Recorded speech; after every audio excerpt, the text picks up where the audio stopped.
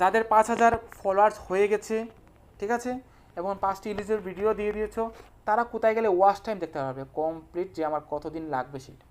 তো এই যে ইনস্ট্রিম অ্যাড লেখা আছে, ইনস্ট্রিম অ্যাড, এই যে ইনস্ট্রিম অ্যাড লেখা আছে সেখানে ক্লিক করতে হবে, ঠিক আছে।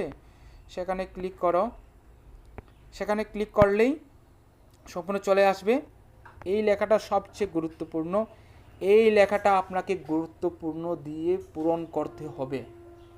এই 60টা দিন, এই 60টার ভিতরে দিনে আপনার ওয়াচ টাইম কমপ্লিট করতে হবে, তাহলে আপনার ভিডিওতে ইনস্ট্রিম অ্যাড চালু হবে। নিচে তো দেখছো এটা 30 দিনের, যে এই যে দাগ দিলাম সেটা হচ্ছে আপনার 30 দিনের ভিতরে 5টা ভিডিও আপলোড করতে হবে, না তা 5টা লাইভ আসতে হবে।